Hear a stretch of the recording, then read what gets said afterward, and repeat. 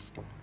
They certainly do. Now all the cars lined up now as the lights go red, and all very shortly 5 lights certainly are lit, and it's pedal to the metal, and it is go, go, go, go, go. Marco Page getting a very nice launch indeed. Keke Oliveira immediately tracking in behind the Mercedes as well as the cars make their way through turn 1. There's Joshua Rogers also looking to try and get himself into the mix. The G2 Esports car. There you see Joni Toomala as well in the mix. Rogers immediately going down the inside, pouncing through now as they make their way through turns 2 and turns 3 as well. Heading out of Einfahrt Parabolica now, down through the in-swinger, through the left-hander, and still Joshua Rogers unable to usurp that at all of Joni Toomala. Holds on to 4th place, but entering now the fray. The mouse car of Yuri Karsdorp now. We got 3 wide, very nearly 4 cars now, heading through in towards Spitz Curve. They run in tandem, they're looking for space, they're battling, they're banging, they're clanging as they head through now, down through towards the middle sector. Still though,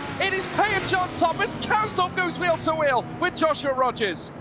Yeah, this is getting dicey as they head into the arena section. Let's see Rogers down the inside, fending off Karsdorp, who then has a trio of BMWs. The first of those being Isaac Price, Kevin Siggy getting to the inside. This could be a big disaster for Redline, though, who presently have 2 cars outside of that cut-off point for the team's championship. This could be mega for R8G, who still have Hanuyovsky inside that top 6. A dive to the inside from Siggy is cut off by Isaac Price, who's just able to fend off this train. A big slip of oversteer in the background from Graham Carroll, who's just able to keep Yuri Toman at bay as they just about survive the first lap. Yeah, lap 1 of 10 coming to an end. It's now onwards and upwards to lap 2. Isaac Price currently holding on to 7th. Yuri Karsdorp getting that all-important 6th place and pressuring for 5th place as well. Of course, Joshua Rogers ahead of him, who's twice a finalist winner. Of course, alluded to that prior as well.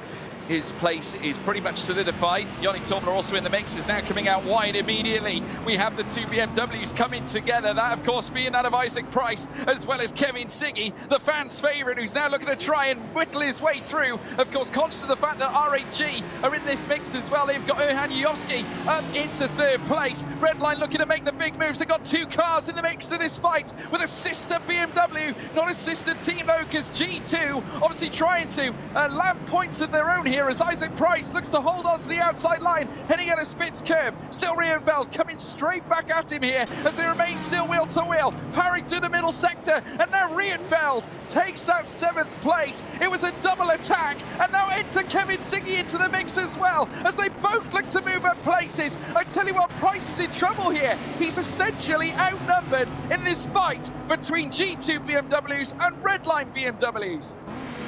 This is, yeah, very sketchy indeed. 1.5 seconds off of now the top 6. That is massive for Team Redline, who have a lot of work to do now in this race. Page, Oliveira, Yovsky, Toomala, Rogers and Karsdorp will be the 6 to move through if Redline don't do something about this. Jeff Rietveld ahead of that. But I've got to say, Jeff Rietveld's his record in semi-finals, to be brutally honest, isn't great.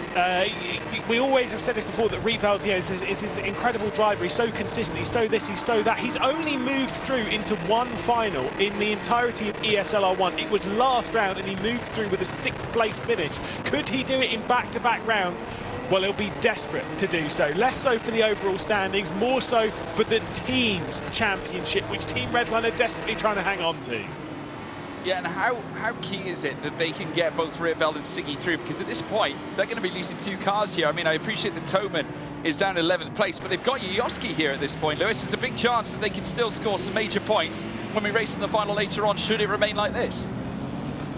Yeah, let's see how things unfold. There's still plenty of time in this race, still plenty of kilometres to be navigated as Isaac Price seeming to not really have the speed of Rietveld, because he's dropped off half a second. I know it didn't, you know, that's not crazy, but off the hairpin, he didn't look quite as fast. Didn't look quite as fast through the 2nd sector. Let's see if that gap grows through here. He's obviously dealing with the pressure of Kevin Siggy, the Slovenian, all over the rear end of him. Graham Carroll also, having known and commentated on Graham Carroll a few times, I know for a fact he will not sit behind Kevin Siggy and wait for his opportunity. If he gets there, he will go for a move. He will absolutely 110% try, as you kind of should when you're outside of the top 6.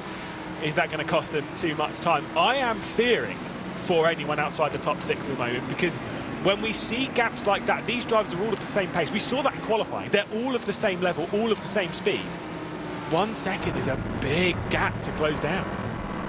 Yeah, and obviously you're outside of the slipstream at that point, makes it all the more challenging to close on your competitor, especially, you know, if we look at this now, Rietveld, who's now just barely getting himself within the same second of Yuri Kasdorp. Kasdorp does have the benefit of Joshua Rogers ahead of him, for example, as well. We're running on board with Graham Carroll. He's also in the mix of trying to get points to essentially guide him to the major as well, and has got quite a chunk to obviously reclaim. He's obviously been representing now Mercedes right through since the start at Katowice, and a very talented driver in his own right as well as they make their way down through towards Spitz Curve yet again. Of course, in P10, he has a little look here on Kevin Siggy, bored of waiting. He makes the move. They make contact now as they head out of Spitz Curve, and this opens the door for Yuri Toman, who might want to try and take his chance because he will need to try and pursue every position he can to maximise his points offering. He needs to get himself ahead of Kevin Siggy, who's right ahead of him, who goes to the switchback again on Graham Carroll as well. They're on wheel to wheel through the middle sector still, and Siggy once again not able to usurp Graham Carroll, who has his number heading out of the first sector and now heading through towards the stadium section. Now Siggy needs to really start putting the pressure on. He cannot remain this far down for too much longer at the risk of being usurped again by Yuri Toman. Yeah, and obviously Toman, being an R8G driver, are desperate to take at least a few points off of Team Redline here, which you can do so with a move on Kevin Siggy. It does seem as though Toman's been struggling for speed a little bit around Hockenheim, at least based on the semi-final we're watching here. The quarterfinals actually did pretty well, so we'll ignore that one.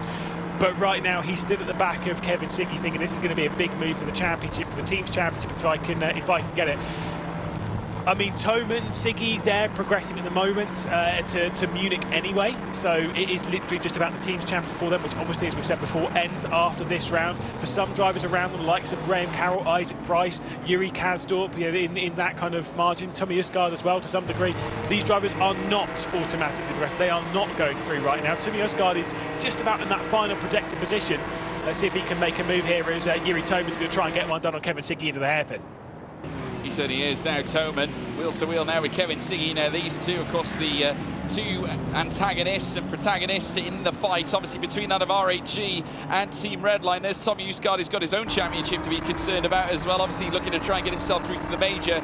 And P12 certainly here now as they rub shoulders. He's got the best view in the house. Maybe make it through wide. No, wouldn't advise it though as they go side by side again. Toman going deep, and that opens the door here for Tommy Uskard. You can just see the verbal coming out there of Yuri Toman. He is not happy one bit, Lewis. Yeah, I'm not 100% sure as to whether that was on Siggy's shoulders or on Toman's. They both kind of came together. It looked a little bit audacious from Toman to have sent it in there, but he might have been pinched quite a touch from Kevin Siggy. All we do know is that from all of that, it's an extra few points swing for Tommy Uskard, points that he could need at the moment with the extra points he's getting from this race. I do believe he will be on 92 points, so not comfortable. Let's put it that way. He would not be in an ideal spot, especially with a few drivers much lower down in the championship, the likes of Yuri Kasdorp, the likes of Sebastian Job. Of course, those could be the drivers that end up knocking you out overall, as Yuri Toman's going to once again look to get past Kevin Siggy here. This would be a switch for a couple of points if Toman can get through extra towards R8G, whilst also taking a couple of points off of Team Redline. Could be a very big move for what I fear now for Team Redline and R8G could be a very tight championship coming down into that final race. Yeah, because we can't forget, of course, now as they run side by side again, and this time Toman has a nose in front before even reaching Spitz Curve, but he does have the inside here. Kevin Siggy, who immediately makes contact here with Tommy Uskard, and that is certainly going to open the door for Yuri Toman, but unfortunately I think his momentum was slightly taken away in that incident, and now Toman has got to try and regain at least a little bit of delta to bring himself back in proximity. He is within half a second, but still at this point would rather be at least closer to have a chance of taking them both. There's Yuri Kasdorp, who's currently very close to Joshua Rogers as well. He's in the top 6. If it stays like this, he goes through to the final, and he's on a charge, obviously, to try and claim points so he can conserve his placement here in the Munich Summit as well. So plenty of names in the mix. And obviously now as we whittle the laps downwards and downwards, obviously we're lap 6 of 10, soon to be lap 7 of 10, still Page commanding that lead right now. Leads the way with Kaiki Oliveira having yet another dazzling race there in second. Erhan Yujovski in the mix too, with Joni Tormala also having a spectacular drive. G2 would probably rather have 2 cars in there as well, because Isaac Price currently sits in 8th, just outside that of Jeffrey Rietveld, but crucially that gap now very nearly springing outwards to a second, with Graham Carroll looking like the main danger against Price's charge here. Yeah, Page checking out a little bit from Kaiki Oliveira. Erhan Yujovski behind. The gaps between this lot not really growing too much, which, again, they'll be more than happy with. At the moment they're going through, all things are good.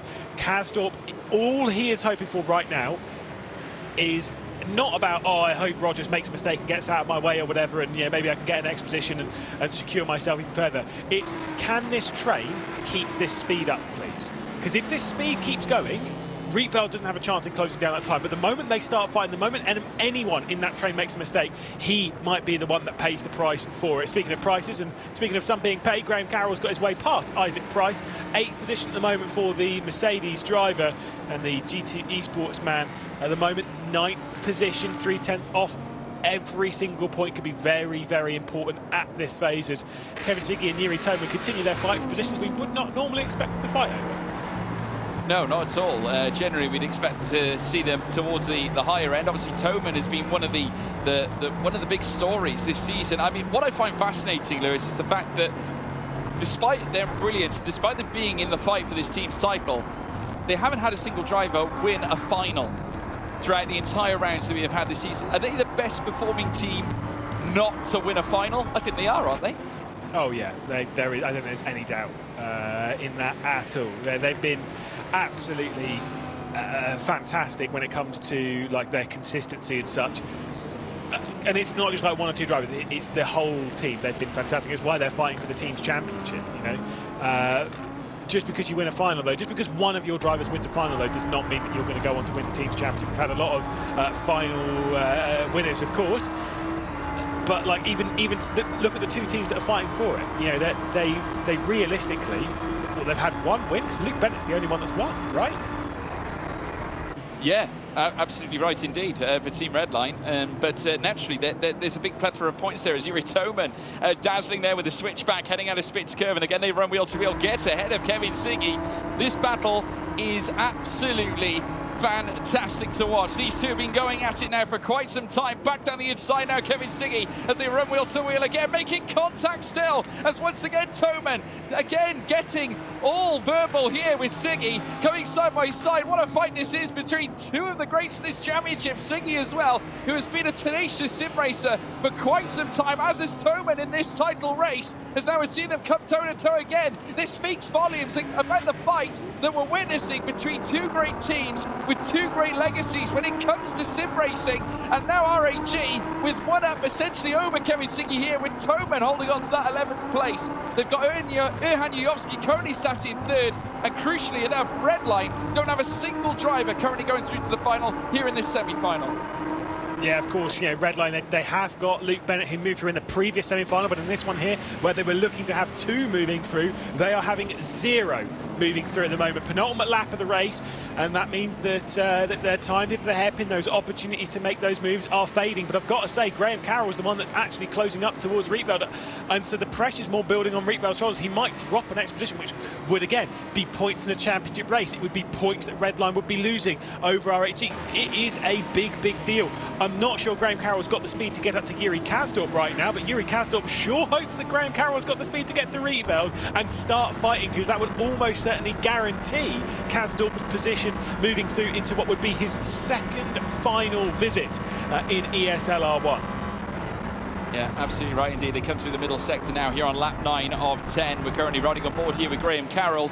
As you so rightly say, getting closer and closer to the back of Rietveld, and Rietveld now dropping to 1.2 seconds. That delta is cascading outwards now, and Karsdorp is certainly now marshalling an unassailable advantage over that BMW sat in 7th place, and Redline now, the job being made that much harder as time progresses. Obviously the final coming up very soon with only Luke Bennett to answer for Team Redline when it comes down to the final fight later on here at Hockenheim Ring. It's all being teed up for the major, but don't forget the Teams Championship will be settled here, and Rierveld now, as he commences his lap 10 of 10, will now have to wait behind and sit behind, and again everything up to chance, everything dependent on what happens in the final race here tonight as well, all on Luke Bennett's shoulders should it stay like this. And what kind of pressure does that leave? What does that leave Luke Bennett when it comes later on? Is he under pressure, Lewis? Is he, you know, because that's when, obviously he's got his own prerogatives, but naturally going through to the major, the Teams Championship has definitely got to be at the forefront of his thinking right now, isn't it? Has it not? Yeah, I mean, well, right now Bennett's moving through to the Red Sport. He's moving through to the Red Sport Summit. He's already got that one ticked off. It's about the Teams Championship here. It's about that. The problem is that I'm seeing here is I don't think Team Redline particularly have great pace around here. Maybe it's the BMWs, I don't know, but they do not seem particularly fast. Meanwhile, RHG will have two cars in there, being Marcel Chinchuk and Erhan Yovsky at the moment, both of which do look pretty quick right now. So if I'm Team Redline, I know they've got a good points haul on RHG in the standings, but it is rounds like this that can completely flip it around, and it could all come down to that 1:10 lap race. Fantastic, that's exactly what we want. Absolutely now, but Marko Pejic, after a hellacious championship run, he's now making his way around here, the final sector at Hockenheim, here in lap 10 of 10. He delivered an absolutely exponential blow in qualifying, taking pole position ahead of Kaiki Oliveira, and he's going to finish ahead of him again here at Hockenheim, and he'll cross the line and take victory here. He's already a race winner, he's a final winner, he is now a race winner here in the semi-final here at Hockenheim, here in round 8. Marko Pejic, your race winner here in semi-final 2, and surely will carry that momentum when we go racing later on in the final race.